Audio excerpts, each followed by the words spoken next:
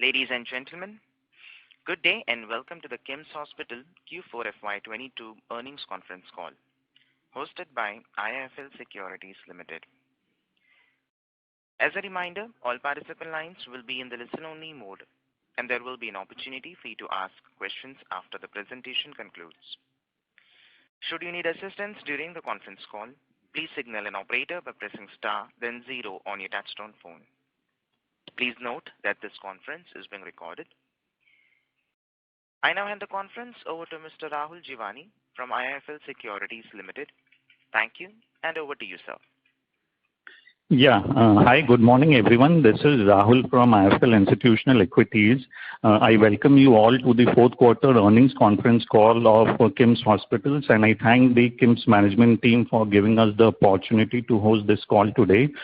From KIMS, we have with us Dr. Bhaskar Rao Bolineni, Founder and Managing Director, Dr. Abhinay Bolineni, Executive Director and CEO, and Mr. Vikas Maheshwari, CFO. Over to you, sir, for your opening comments. Good morning, Rahul, and all the investors who are present on this day. I extend a hearty welcome to all of you for the investors meeting. The corona wave has gone, but the heat wave is on. The country is reeling under sweltering heat, and I hope you are taking all necessary precautions to safeguard yourselves. Healthcare experts, we are always concerned about your health. Coming to financial health, the board had approved the results for the period ended 31st March 2022. I am happy to announce that the results have been healthy, all parameters showing an upward trend. First, about the results of quarter 4 FY21-22, the consolidated total income shown an increase of 5% against quarter 4 FY2021. It stood as 3,805 million rupees for quarter 4, 21 and 22. Consolidated EBITDA for quarter 4, 21-22 had shown an increase of 16%. Corresponding period of quarter 4, 2021, it stood at 1,218 million for quarter 4, 21 and 22. Now I will present details for the full financial year 21 and 22. The consolidated total income for financial year 21-22 recorded as an increase of 25% at rupees 16,711 million over the financial year 2021, which was 13,401 million rupees. Consolidated EBITDA grew by 41% from 3,800 million rupees to 5,360 million rupees for financial year 21 and 22, mainly due to a case mix, payer mix, and cost optimization. Consolidated PAT saw an increase of 67% from rupees 2,055 million to rupees 3,438 million. EBITDA margin grew from 28% previous year to 32% in current year, primarily due to effective cost control and operating leverage. Earning per share on a diluted basis has increased from rupees 43.69 rupees in FY22 against 26.42 rupees in FY2021. Moving to operational highlights, IP volume grew by 17% and OP volume grew by 22% financial year 21 to financial year 22. Average revenue per operating bed improved rupees 25,215 in FY22 from 20,609 rupees in FY21, mainly due to better payer mix and increase in complex surgeries and procedures. Average revenue per patient increased from 1,13,904 rupees in FY21 to rupees 1,21,232 in FY22.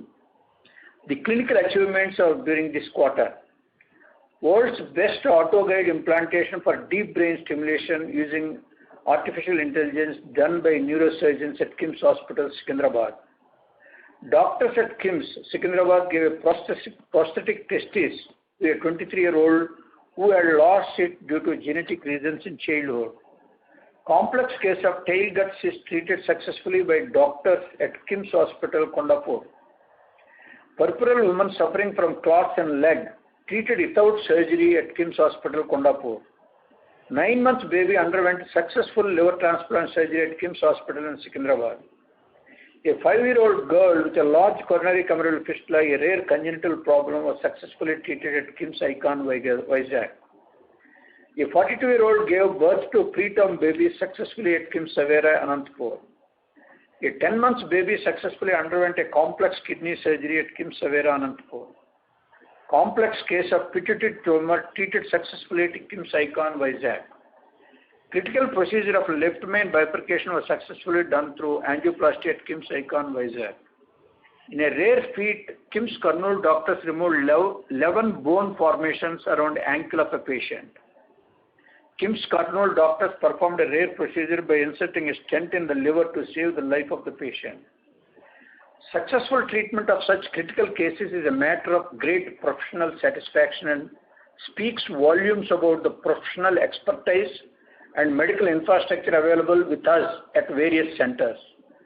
Why I have explained various clinical achievements in such a detail is to show you how quality care at affordable cost is made available across all the centers of KIMS uniformly. It is not just confined to Secunderabad or Kondapur, but all our centers, excellent treatment and facilities are available. As we always feel as a KIMS family, treating the good patients, getting a good brand, it always reflects the investor's investment. Digital initiatives. There is a steady progress in digital transformation with notable initiatives as below. Remote patients monitoring technology was developed in the wards integrated with a digital nursing application. Digital applications were flexible to meet the needs of bed management and telemedicine consultation of Omicron COVID cases, resulting in a safer and convenient patient experience during challenging times. KIMS Hospitals is well on the way to take the next steps in doctors ordering tests on a mobile app, completely digital patient experience and resource optimization. We are continuously taking initiatives for digital progress to achieve optimum results. ESG initiatives. As mentioned in our earlier meetings, KIMS Secunderabad has partnered with a Smart Jewels Private Limited, a prominent energy service company, in 2018. A new and innovative model known as Jewel Space was executed wherein KIMS makes zero capital investment to implement various energy conservation measures across the hospital, gets a guaranteed energy saving minimum of 10% annually over the baseline energy consumption. For FY21-22, the total energy consumption saved worked out to 23.1%. Total energy cost saving achieved amount 280 lakhs. In real life terms, the energy conservation achieved translates to following: 38,178 households getting electricity, 93 lakhs kms less driven, 94,366 trees planted. Expansion. We have a vision to strategically expand our presence in various places, to extend our reach to the needy and further enhance value of our investment, your investment. In the last meeting, I apprised you about our acquisition of the prestigious Sunshine Hospitals that have become a part of KIMS now. Today I am happy to announce yet another stride made by us in the trajectory of our expansion. KIMS entered into an MOU with Dr. Raj Nagarkar of Manavata Hospitals to set up a multi-specialty hospital known as KIMS Manavata Hospital, Nasik, with a bed capacity of 320 beds, with a cost of 200 to 250 crores. KIMS will hold a majority stake of 51% in the proposed hospital. Dr. Raj Nagarkar, our collaborator, is a legendary oncological surgeon with a rich experience of more than 2 decades. The hospital is expected to start functioning by March 2024. We find that there is a lot of potential in Maharashtra. We are confident that our foray into Nasik will pave way for the further expansion in Maharashtra in coming years. Our presence in central India will give a fillip to our group in its drive. Earlier we had plans to set up our foot in Chennai, we found this opportunity in Nashik to be more attractive and full of potential. Our expertise in running hospitals, the state-of-the-art infrastructure, coupled with the vast reservoir of goodwill of Dr. Raj Nagarkar due to his long-standing reputation in Nashik, will stand us in a good steady and yield good results. This is a special news for this meeting, and I am sure you are happy with the development. What we have been already done with Sunshine Hospitals, we are progressing much more than what we expected. That is another good news for all of you. Gradually, the threat of COVID had receded and we are back to normal levels of activity. The footfalls have also increased post-COVID. As you are aware, KIMS has made a name for itself in organ transplantation, and we are happy to state that we are able to sustain the good work in the specialized areas. KIMS is once again a vibrant in the academic field, and a number of seminars and workshops are taking place on a regular basis as before. I am glad to announce that shortly we are coming with a KIMS newsletter on wellness every month, and we intend to send the same to all our shareholders. This will have a valuable tips on health, wellness, and other related issues. I am sure you will find it useful. We have your email IDs with us, and with your permission, we will be sending you the bulletins that will be beneficial to you. I would like to conclude now assuring you that we will be on the forefront in serving the patients and also protecting them and promoting the interests of our investors. Thank you very much. We can open it for questions. Thank you very much. We will now begin the question and answer session. Anyone who wishes to ask a question may press star and 1 on their touchtone telephone. If you wish to remove yourself from the question queue, you may press star and 2. Participants are requested to use handsets while asking a question. Ladies and gentlemen, we will wait for a moment while the question queue assembles. Reminder to the participants, anyone who wishes to ask a question may press star and 1 at this time. The first question is from the line of Praveen Sahay from Edelweiss Financial. Please go ahead. Sir, thank you for taking my question.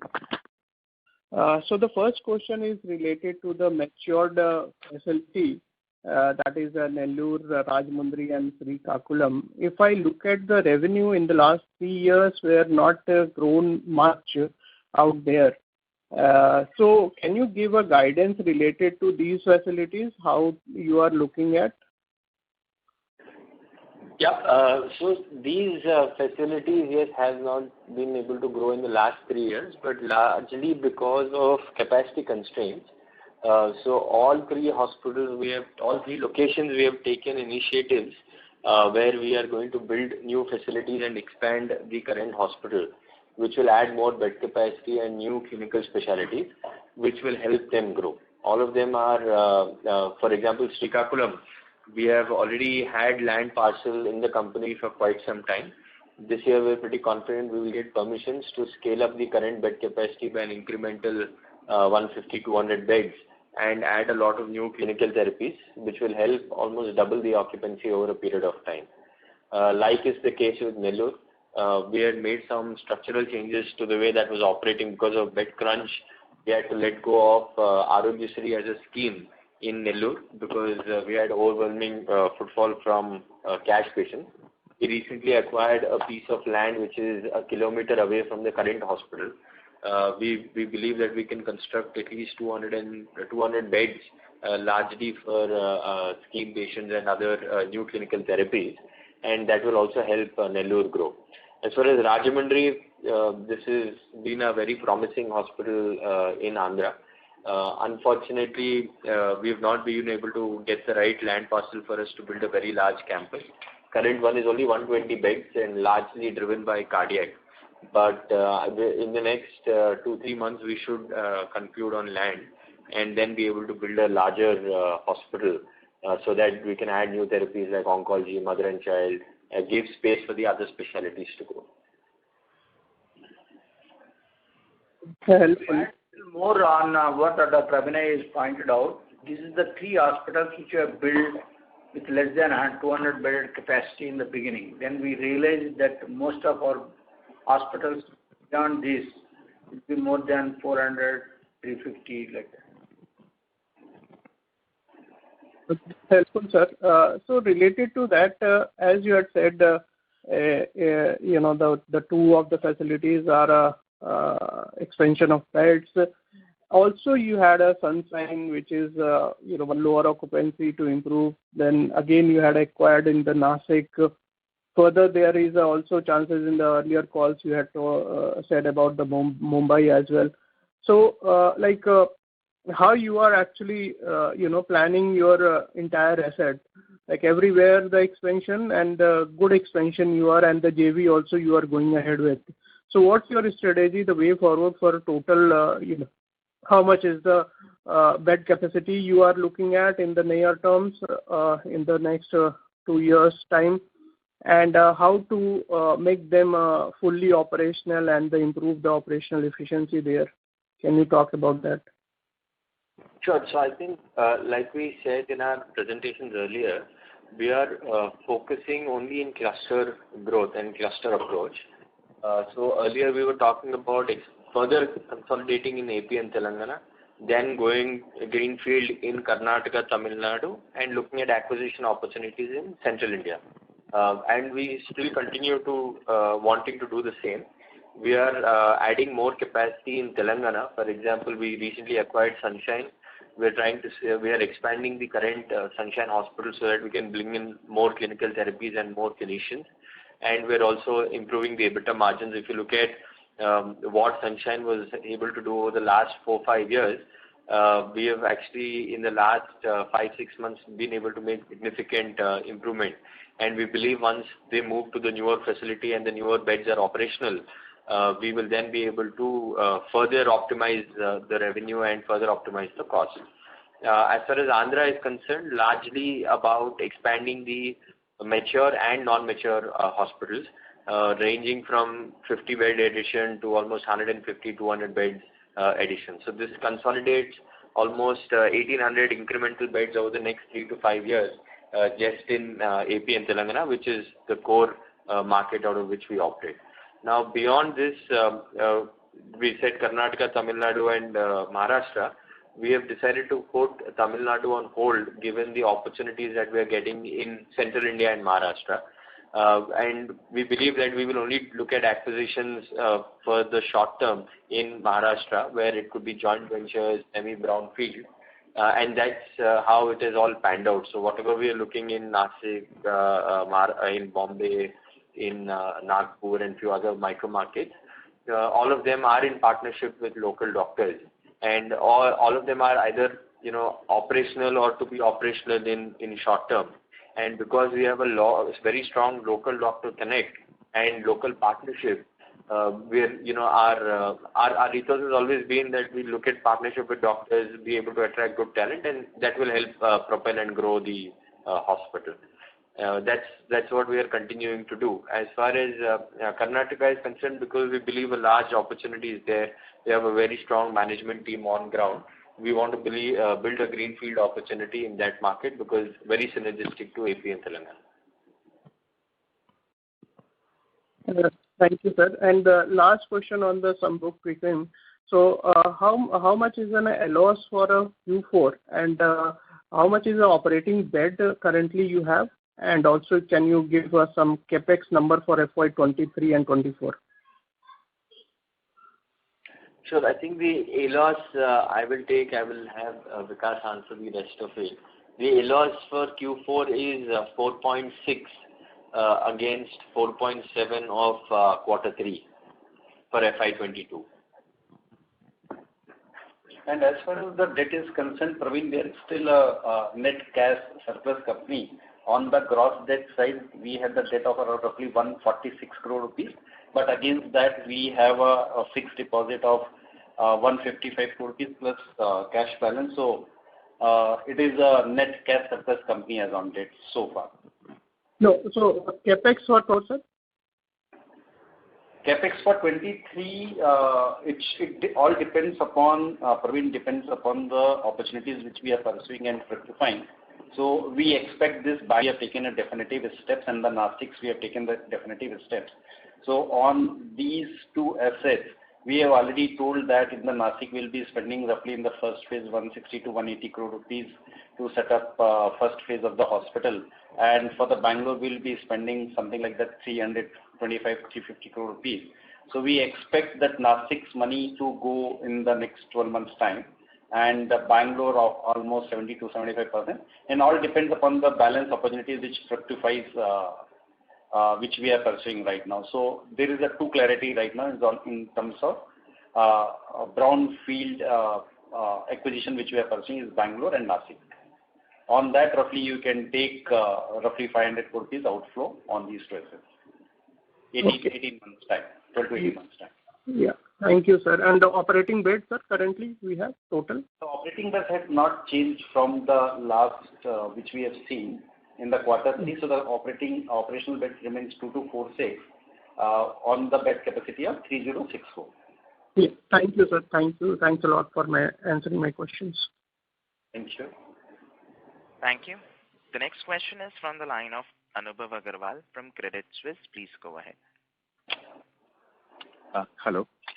Hi, Anubhav. Hi, Anubhav.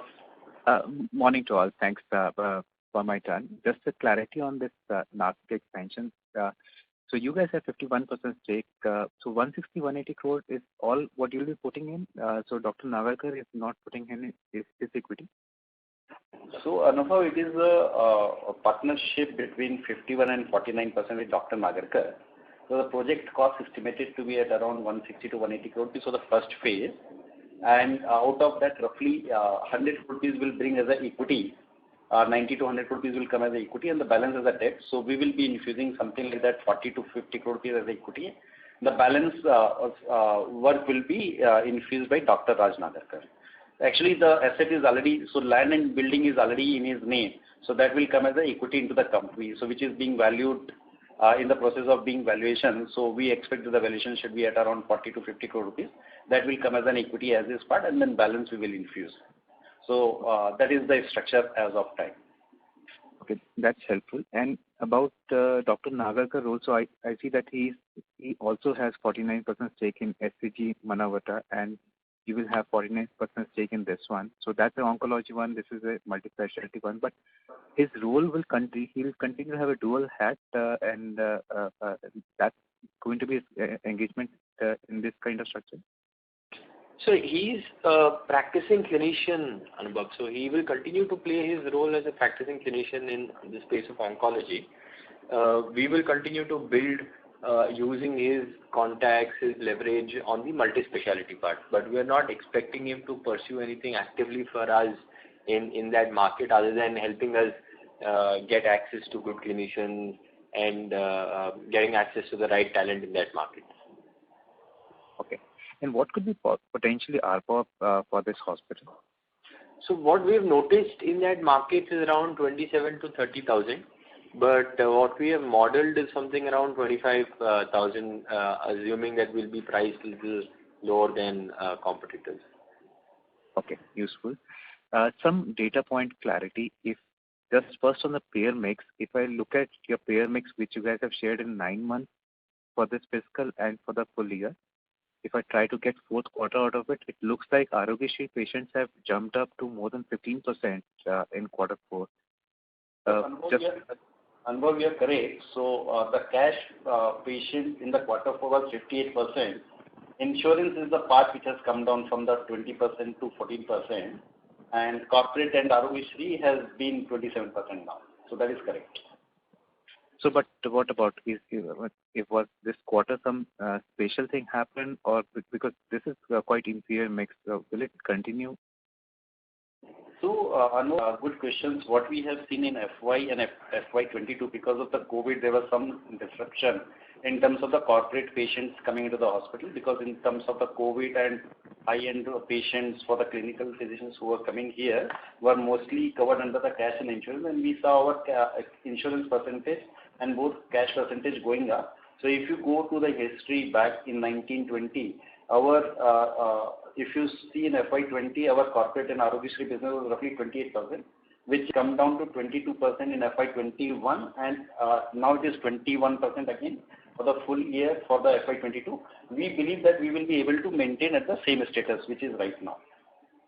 So for the next year, you will see roughly 70% coming from the cash and insurance, and more than roughly 88% coming from 78% coming from the cash and insurance, and 22% roughly coming from the cash and ROC and corporates. So you're saying that 4Q is an exception. This trend will not continue because you're guiding that. Correct. 4Q is not that. Okay. Yes. And just clarity on Telangana cluster. There, the numbers suggest that utilizations have increased dramatically in this quarter, and ARPOBs have sharply reduced versus third quarter.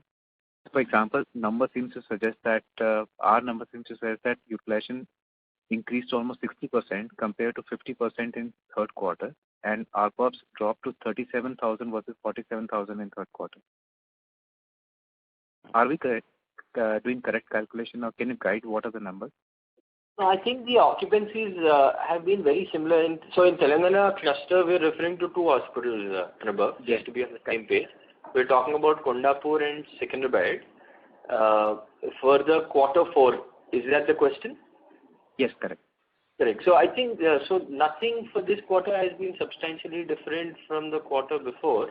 The ARPOBs remain the same. There has been a 5% dip in volume because of the disruption of the third wave and because of less number of days in February, but that's usual. But when you compare it to a Q3 kind of a number. But it is not that the occupancies have gone up substantially. So maybe some error. I can check with Vikas later on this. And just last question on this Sunshine, what is the utilization that we are operating at right now? Or let's say in the 4Q, what is the utilization? In Q4, it is still around that 50% kind of an occupancy. But what we have been able to do so far is a lot of operational efficiency has been brought in. Revenue ramp up, I don't know if you're aware of what we're doing with Sunshine, but there are two facilities. One of the facility, we've already started rebranding it and renovating it, which is in Gachibowli. And we believe by end of this financial year, we'll be able to take it to a 55, 60, 65% kind of an occupancy from a current 35, 40% occupancy. The other facility, which is in Begumpet, which is running currently at 50% occupancy, we're moving that out from the current building to a new facility, which will be little larger, more attractive to attract clinicians and patients. We're hoping that to be happen by end of the year. Once that happens, we're expecting that the revenue growth from there will be, the overall revenue potential growth could be on an upside of 35-40%. And also a lot of that will translate to operating leverage and better margin expansion. Okay, thank you. Thanks, Anubhav. Thank you. The next question is from the line of Bhavya Gandhi from Dalal & Broacha. Please go ahead. Yeah, thank you for taking my question. Can you hear me? Yes, we can hear you. Yeah. Sir, I just wanted inpatient revenue and outpatient revenue for entire year and for the quarter. Inpatient revenue and outpatient revenue for the quarter? Yeah, and for the entire year. It's there in the present. Revenue is not mentioned. It's the only volume figures which have been mentioned. So I can give it roughly 1081 was the IP revenue, and the balance is the pharmacy and the OP revenue. Okay. And for the year, entire year? This is for the entire year, I told you. Okay, 108. Yes, quarter. And the quarter was 315 was the, 240 was the IP revenue, and the balance was the pharmacy and OP income. Okay, thank you. And sir, one more question on cash flow front. So last year, cash flow from operations was roughly 350 odd crores, which has dipped to 325 odd crores. So any specific reasons? Because I see the taxes paid are from almost 37 to 127 odd crores. So what is our assessment over there? Because we'll have to reinvest those cash flows for the acquisitions, right? No, so the cash flow, what has happened in the FY21, once the phase 1 going on, the government was very proactive in releasing the income tax refund, etc. So whatever the cash flow items you are seeing for the tax payment, roughly 40 crore rupees was the tax refund which we have received. So if you adjust to that, I think you will get to that number. Okay. And what? Change much. Yeah. So what is the run rate that we can expect roughly EBITDA to OCF? What kind of OCF to EBITDA conversion would be maintained at current level? So you are asking if the cash generation means net of the working capital adjustment? Yes. Here we have seen roughly 67% of generation of the net operating cash flow from the EBITDA. I think we should be at 67 to 70% run rate on this. Okay. And sir, talking about the competitive landscape, we see a lot of regional players also scaling up fast. We see a lot of organized listed players also loaded with cash. So any competitive landscape if you could provide? Competitive landscape in our geography, in the geography we operate? Yes, sir. And what are the number of beds per 1,000 patients, something of that sort? Okay, so Hyderabad has always been a very competitive market. I think the bed addition in the organized sector, or what we consider as competition, for the last 3 years, or 3 to 4 years, we've been seeing at least 500 to 700 beds being added on a year-on-year basis. But I think a lot, except for one hospital that is scheduled to be commissioned by end of this year, we are not seeing anything in the near future that is for the next 3 to 4 years come up in a large scale. So, and you know, in spite of the beds that got added in the last 3-4 years, we've been able to scale up pretty well our existing hospitals. So beyond this year, we don't see any more incremental beds. Most of whatever is getting added is coming from KIMS itself in 2 of its facilities as far as Telangana is concerned. As far as Andhra is concerned, I think there's still a huge opportunity. Competition is far from few in most of the geographies that we operate, except for 1 or 2 where competition has caught up and there is a visibility of more beds being added. We don't see a major challenge at all in Andhra in scaling up further. Okay, and rough assessment if you could give me as to how many beds are required in Telangana per 1,000 or 10,000, and what is the current status right now, as well as in Andhra Pradesh? Now to give the clarification on that, see, basically in this country, you cannot able to measure per 1,000 beds, per 1,000 population, how many beds required. The reason is, in the developed countries, every nook and corner, there is a good healthcare facility that is available. Today, the population what we have in Telangana, especially in Hyderabad, we still get a lot of beds are being at least 25 to 30% of the beds are coming from outside states like Maharashtra, Madhya Pradesh, West Bengal, Orissa, all these places. That's why once those units has been done with the required infrastructure, and especially the quaternary care is very, very well developed in Telangana, Hyderabad. So once that is there, then still whatever we are thinking about the population of Hyderabad and the number of beds as on today is definitely more than expected.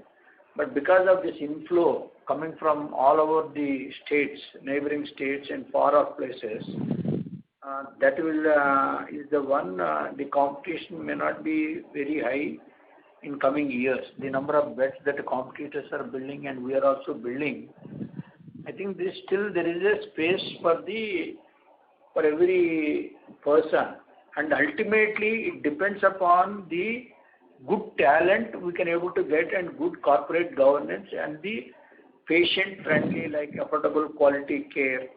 That is the most important, which is going to take which competitor or maybe which unit is going to take forward. Right. So my last question. So Secunderabad to Nashik is roughly 13 odd hours, almost 730 kilometers.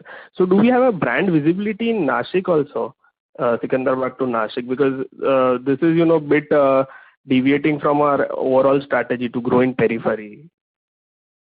No, I think it's part of the strategy for us to grow in Maharashtra, where we see a lot of patients come in from the Vidarbha region.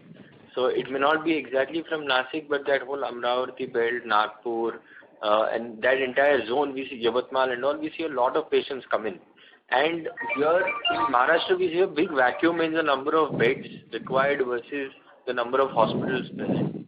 So if I have to look at trying to build a Maharashtra story, I think I have to focus on the top 5 markets first, and then look at going into tier 2, tier 3 locations in those geographies. And in Nasik, though we've been studying that market for a long time, getting a good partner like Dr. Raj, who's built a phenomenal oncology hospital and who has phenomenal connect, is, I think, a very good entry strategy. I mean, one couldn't ask for something much better larger than this as far as our entry to Nasik is concerned. Right, that's helpful, sir. Thank you so much. I'll get back in the queue. Thank you. Thank you. Reminder to the participants, anyone who wishes to ask a question may press star and 1 at this time. The next question is from the line of Pritesh Chheda from Lucky Investment Managers. Please go ahead. Yeah, sir. Just wanted to understand, in terms of the operational beds, what is the addition that we will see over the next couple of years? Because I think it has to be from your existing assets only, right? How many incremental beds are we going to add in the next few years? 2 years, yeah. In terms of operational, so you said you have 246 as operational bed. So this operational bed number should be what in next couple of years? So as far as the current beds of 3,064 bed capacity is concerned, I think all of those will be operational in the next 12 months actually, the current capacity. Like is the case with Sunshine, all the beds will be fully operational, the current capacity. And then we're looking at these new expansions into Nasik. Yeah. Nasik and Bangalore, that is additional. That is any case coming 2 years from now, right? No, so 18 months from now, we should have both of them operational. Okay. So basically from a volume growth perspective, we have this 700, 800 beds possible over the next 12 to 18 months before your new assets start coming in. Correct. Okay. Unless we don't do anything in between. Yeah, unless you don't do anything in between. This 3,000 beds operational, does it include Sunshine or Sunshine is additional? No, 3,064 is just the 9 hospitals of KIMS. The additional beds of Sunshine, 600 additional beds of Sunshine will be included. Okay. And I have one question on Sunshine. When should the acquired acquisition get closed and the numbers should start reflecting for us? So the acquisition is already completed. So it has become our subsidiary with effect from 1st of April 2022. Okay. So the first quarter, June 23, FY23, you will see the numbers getting integrated. Okay. And what you mentioned in your presentation that the number of KIM will move to 30 crore per month in case of Sunshine Begumpet and 20 crore per month in case of Sunshine Gachibowli. So this 50 crore per month or 100, this is like 100% utilization, right? You are running at 50% today. What should be the timeline for this 50 crore per month revenue should be? So firstly, Gachibowli we don't believe will go to 20 crores a month. I think it will get capped at around 17-18 crores a month because of some structural changes that we brought in there. But Begumpet will certainly scale up to close to 30-35 crores a month. And once we move to the Begumpet facility, we will need at least 2 to 3 years to scale that number. And Gachibowli from April, another 2-3 years will be scaling to that number. So the current 180 crore doesn't include Begumpet numbers, right? The current 180, the current 5-month number of 180 crore, which is mentioned in the presentation of Sunshine Hospital. So what is happening in Begumpet is the current hospital is a very old facility. We are moving, so that currently does a revenue of 20-22 crores a month. We are now moving that to a new campus which is very close by, a kilometer from the current facility. and then we believe from that 2022 it will scale up to 30-35 over a period of 3 years once we move there. Okay. Perfect, sir. This was helpful, sir. Thank you very much. Thank you. The next question is from the line of Sanjay Avadramani from Envision Capital. Please go ahead. Yeah, good morning, and thank you for giving me this opportunity. Sorry to interrupt you, sir. We are not able to hear your audio clearly. Okay. Am I audible now? Yes. Okay. Little loud. Thank you for giving me this opportunity. Can you tell me the capex? I mean, if you have told, I think I missed on that. Can you give me the guidance for capex which you mentioned for FY23 and 24? So let me rearticulate it well. So we are pursuing multiple opportunities, and based on our past efforts, we have been able to close Bangalore and Nashik, for which there is a visibility. So for Bangalore, already some amount is already spent, and we expect in next 18 months' time the balance amount will go, which will be roughly 280 to 300 crore rupees for the Bangalore. For the Nashik, the total commitment of the project is roughly 180 to 190 crore rupees, depending upon what type of facility and the infrastructure and specification of the hospital we are bringing there.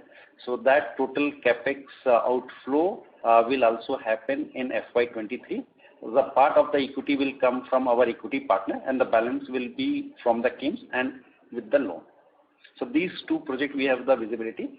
Our routine capex is in the range of roughly 40 to 45 crore rupees, which will continue to happen in this current year. Beyond that, any capex plan, etc., depends upon the opportunities fructifying. Okay, sir. This is very clear, and thank you so much. Thank you. Thank you. The next question is from the line of Rahul Jivani from IIFL Securities. Please go ahead. Yeah. Hi, sir. You indicated that you have had a relook at the Tamil Nadu or Chennai expansion which you were pursuing, given that you find the Nashik opportunity to be a better one. But did you see anything incremental in the Chennai market in terms of competitive intensity which has allowed you to postpone your plans? And what gives you confidence with respect to the Bangalore market, given that you are saying that the Bangalore expansion is still on track? So as far as Chennai is concerned, it's not because of the competitiveness. I think it's just that the opportunities that came up in Maharashtra and shaping that cluster currently was taking priority over setting up one hospital in South Chennai. So we thought it would be more strategic to have these 3-4 assets that we can commission in Maharashtra over the next 2 years versus trying to do just one facility in Tamil Nadu for now. So we're just postponing the Chennai project for some time. Nothing has changed in that market, or we don't believe anything will change in that market even in the next short term to medium term. As far as Karnataka is concerned, we always were pretty gung-ho about that market. We believe that we'll have a larger footprint, larger than Tamil Nadu in Karnataka, because of the opportunity in tier 2, tier 3 locations, and the opportunity in the larger metro because of the growth rate in that city. So we have taken definitive steps. We've given advance to the property that we want to commission the hospital. In the next few weeks, we will start work on ground. So we're pretty confident that things will be on track and we'll be able to commission the hospital as soon as possible. Sure, sir. So with respect to this Maharashtra expansion where you want to put out a cluster approach with 3 to 4 hospitals, Nashik will be one. Probably you might be looking at the Mumbai market as well. Which are the other markets which you are evaluating, and would it be through acquisitions or an organic route to expansion within these markets? So right now, I think the next 24 months we are focused only on acquisitions. What we will do, either acquisitions of a running hospital or that can be operational in 6 months' time. That's what we mean by acquisitions, and where there's a good team of clinical talent and big vacuum. So we believe we will be able to do 2 to 3 projects certainly in the next 12 to 14 months in Maharashtra. Sure, sir. And if you look at some of these assets which are available across the hospital space, most of these assets operate a large number of hospitals. So when you are trying to acquire assets, would you acquire single facilities, or you would be open to acquiring multiple hospitals as well, the way you did with Sunshine, where you got 3 hospitals? I think we're open to both as long as it meets our core fundamentals of us being able to add value in terms of scaling up the hospital, in terms of operational efficiency, bringing in new clinical therapies. If it meets the overall criteria on return on capital, return on equity, I think we're okay to even look at a network or standalone facility. Okay, sir. And one clarity on the Nasik hospital. You said that Dr. Raj will help you to scale up on the multi-speciality segment. So does that mean that you have a specific agreement laid out that the oncology business will not be serviced by you and that will continue to be serviced by HCG? So there is no such commitment at this point in time that we will do oncology. However, the current facility also houses a bunker, but we don't intend to do oncology as a service in the near future. But maybe in the long term, if something pans out, then we haven't really given that much of a thought as far as oncology is concerned. But in the short term, certainly we will not do oncology there. Okay. And now if I look at your fourth quarter occupancies, appear low even versus 1Q of FY21 when the business was impacted on account of COVID disruption. Suppose that fourth quarter occupancy have been the lowest. So what has led to this lower occupancy, and do you think that because the COVID business has normalized, that has led to lower occupancies, and where do you expect to sustain occupancies and ARPOB going forward? So if you look at Q3 and Q4, there are two, just look at Q4 of last year and Q4 of this year. One fundamental thing is that the ALOS has come down from 5.1 in Q4 FY21, it has come down to 4.6. So this has some impact on the overall occupancy. And number two, I think this was very unusual that in January, we had seen the whole COVID scare take a big toll. So usually what happens is the first 15 days of January is very, very dull in the southern, at least in the geographies that we operate. Right when we were coming out of that space, we saw COVID hit for almost 20-25 days. And this time, fortunately, we didn't have to treat patients because they were all doing well. But a lot of our clinical staff, doctors, all of them started falling sick because of the infectivity rate. And they were not able to come to work. And because of this COVID scare, by and large, a lot of patients stopped coming to the hospital. So we almost lost the full month of January to either recovering from the festival season and then to whatever disruption happened because of COVID. So that was one. And then the month of February had 10% less number of days when compared to any other month in the year. So, and usually March is supposed to be the best month of the year, but I think because of what all happened in Jan and people had other priorities, it wasn't as good as how we anticipated it to be. Then things are now slowly picking up after the lull in April and May. We're seeing the last 10 days picking up in the right trajectory. Rahul, just to add, if you look at the IP volume of quarter first, which we are referring to, and quarter four of current, the IP and OP volume both have gone up. What has made change is the ALOS difference. Because in the quarter one, because of the respiratory issues, the COVID second was very dangerous, and respiratory issues, the patient was staying little longer with us. So the ALOS has come down, which has also resulted in the occupancy rate coming down if we are comparing from the quarter first.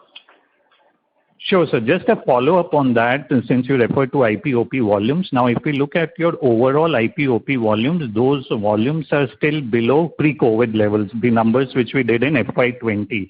So what kind of growth are you expecting on the IP-OP volume side for us on an organic basis for, let's say, FY23-24, X of Sunshine? No, I think this year, unfortunately, because both the years you have some breaks of COVID. In FY22 you had this break of COVID. If you look at the normalized month, if you look at Q3 for example, Rahul, which was completely non-disruptive, things were doing well, Q2 and Q3 of FY22, and you annualize those numbers, it is in fact better than what it was pre-COVID from a volume point of view. Okay, but any number which you would want to give out in terms of the normalization which you expect in the business next year?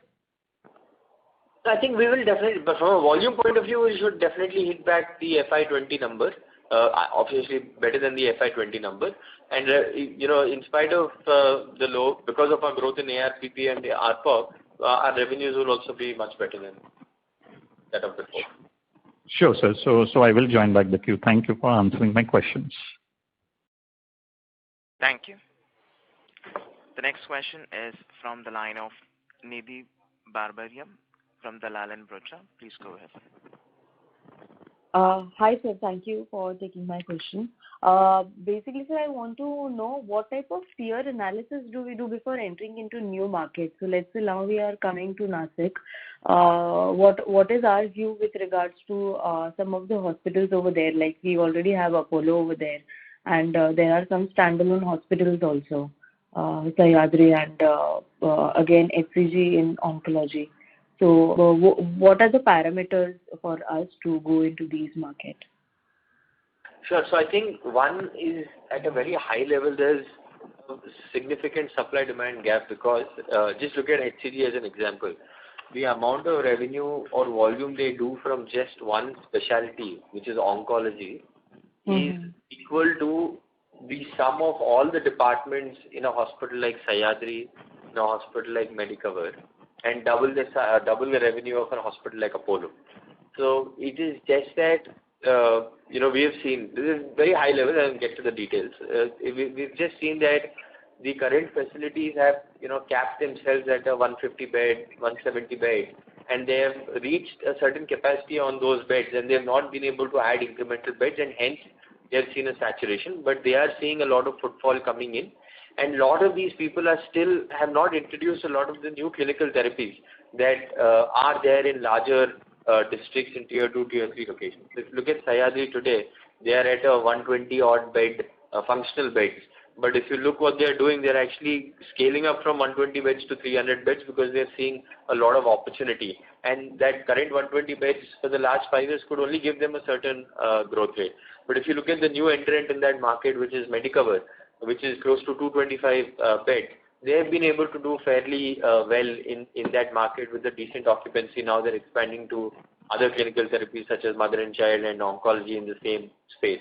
So I think it is largely about, though we have names there, but no one has been able to really offer the right kind of medical infrastructure. This hospital or this campus with oncology being there and the multi-speciality will in total capacity be close to 600 beds, will be the largest destination for private healthcare services in the northern Maharashtra region.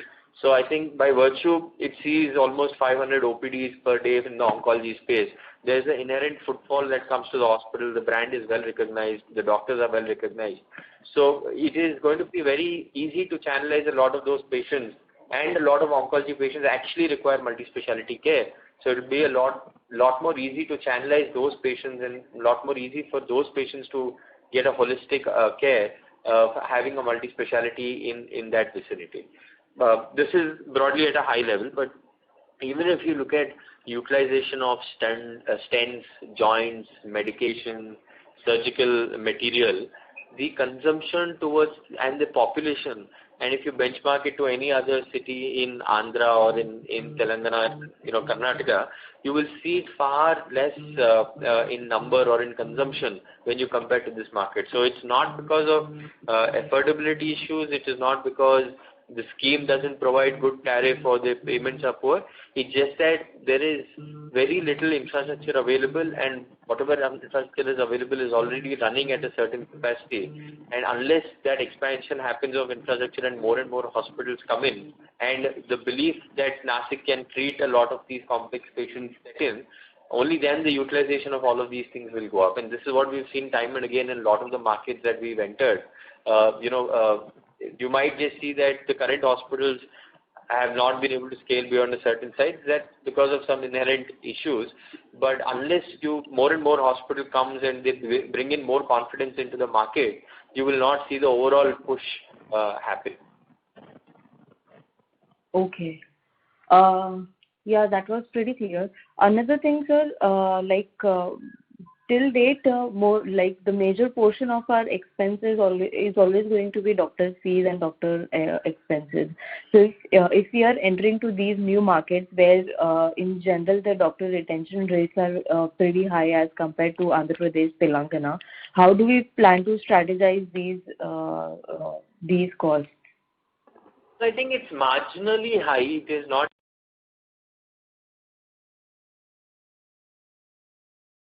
Ladies and gentlemen, the line for the management has got disconnected. Request you all to please stay online while we reconnect them. Thank you.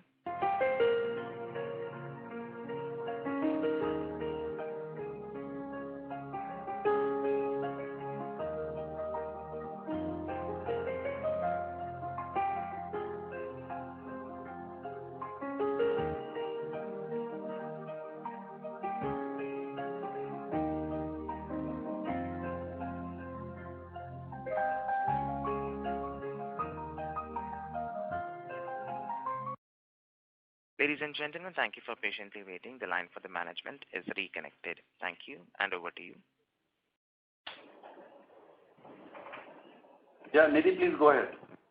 Yeah, I was talking about the doctor retention rate and how are we going to strategize those things in newer market like Maharashtra. We have not seen, at least whatever hospitals we were allowed to see so far, we have not seen the doctor cost being significantly higher. Yes, it is marginally higher by 2-3%, but I think that is also, it will get adjusted because the ARPOBs are much higher than what we are seeing in AP and Telangana. So we don't see that as a real cost challenge currently at this point in time. Okay.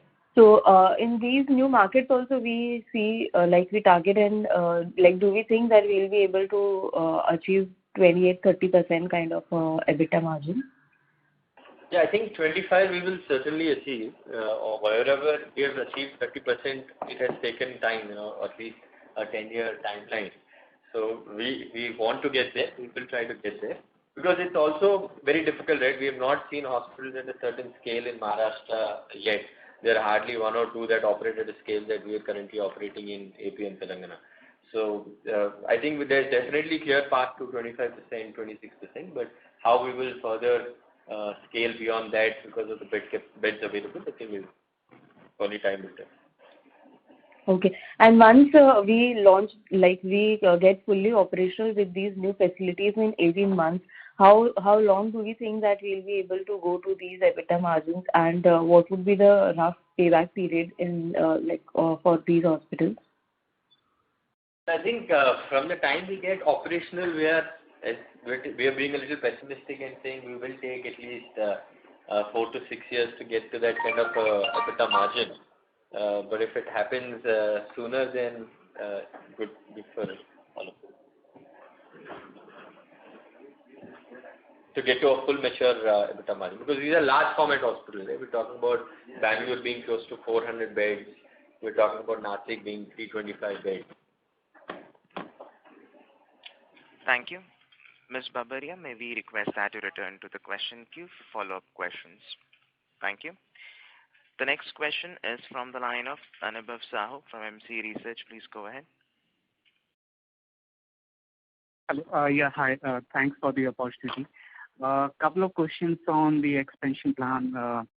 So I got the point that Chennai is not off the radar and currently focused on Bangalore and Nashik. But still, your timeline still mentioned that in next 2 years probably Chennai should happen. So is that the case? Just wanted to confirm that.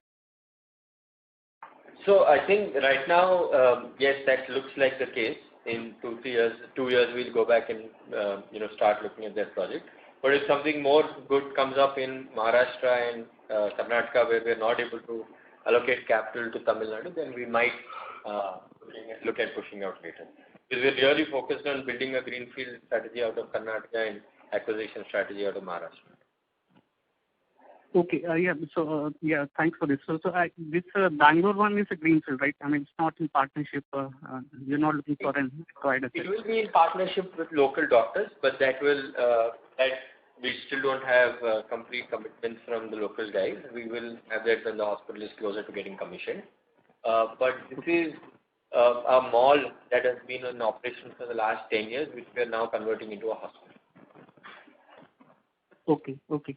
And a phase 2 plan, if I put it that way, for Bangalore probably would be again a cluster approach, wherein after this facility you would be looking for smaller assets nearby? Correct. That's the idea. We want to have at least 2-3 facilities in Bangalore itself. We are exploring few opportunities in Karnataka through an acquisition route and some greenfield opportunities. But the idea is just to build a cluster around Karnataka. Okay, that's helpful. Yeah, thanks a lot. Thank you so much. Thank you. The next question is from the line of Praveen Sahay from Edelweiss Financial. Please go ahead. Yeah, thank you for follow-up. Just a clarification on Sunshine Hospital. You said about the improvement in the per month revenue and the margin to achieve in the next 3 years. That's correct. This is a broader plan of 3 years. Okay. And the second on the Sunshine only, how much is the capacity at the Secunderabad and how much is in the Gachibowli? Secunderabad is around 350 beds, 325 beds. Gachibowli is around 225 beds. Okay. And the third one, Karimnagar, also operational? Is operational, but that's a very small facility. Yeah. And out of that, how much is operational? 325 beds in Secunderabad and 225 Gachibowli? All beds are operational. Okay. Thank you, sir. Thank you for taking my questions. Thank you. Thank you. The next question is from the line of Bhavya Gandhi from Dalal & Broacha. Please go ahead. Yeah. Sir, I just wanted to understand the margin guidance because we have Sunshine dilution because our EBITDA margins are at lower level than Nashik. So broad level, company level, what kind of margins are we expecting maybe for next couple of years? And what kind of inorganic revenue growth and organic growth, because almost we are at peak capacity now. So if you could just give a broad ballpark number with respect to margin and revenue. I think as far as KIMS is concerned, we will be able to sustain the margins that we've seen in FY22. And as revenue ramp up happens, the last part of that will flow into the EBITDA margin. As far as Sunshine is concerned, I think we've still been able to be very healthy in the margin profile from where it was when we acquired it versus where it is currently. I think we've already been able to get to a 20% kind of a number. So as the ramp up of revenue happens, we're looking to ramp up the revenue almost 50% in Gachibowli, and we're looking at almost another incremental 50% revenue coming in Begumpet. So almost 50% of that is what we're expecting to flow into the EBITDA. So I think we're pretty confident that we will be able to scale 26-27 kind of an EBITDA margin at Sunshine Hospital as well. On the broad level, company level margins for next couple of years? So it's a good question actually. So since the KIMS as on date on the concept is 30% plus 32% EBITDA margin, and Sunshine, which is the diluted one, and it is going to be roughly 20-25% of total revenue, there will be some console EBITDA margins coming down. So it should be, our guess is that it should be between 27-28%. We should be at the blended level. Okay. And the revenue growth? As we improve the Sunshine operations, obviously the EBITDA and EBITDA percentage both will go up, and there is no equity dilution. So these are EPS accretive acquisitions. Right. And sir, broadly revenue growth, organic and inorganic, and the total blended growth rate? So generally we don't give the guidance for the future, since Sunshine numbers, the acquisition numbers are in public domain, and if you just that basis, you will see that roughly 20% growth coming on the present base of the KIMS. So that will get added to the revenue, and whatever the organic growth comes from the existing operations, that will add to the total growth of the revenue. Right. And so my last question, what is the peak capacity for the overall business? Say, for example, we are at 58% occupancy level. So at max, we can scale to what, 63, 65 on commissioned and operationalized beds? So it all depends upon the case mix and the payer mix. So generally what happens that once the occupancy is at the good level, we may take more cash and insurance patient till time we increase more capacity. So that will also increase the revenue and the EBITDA profiling. And as the hospital matures, the profile of the cases coming to the hospital means in terms of the critical clinical patients coming. So you will see the ARPP also going up, which you can see in the last 5 years and consistently the ARPP of the patients has gone up. So you will see that, and then operational excellence, how to manage the beds much better. So combination of all. So it is very difficult to say with the existing facility how much growth can come because of the operational excellence, case mix, and the payer mix, etc.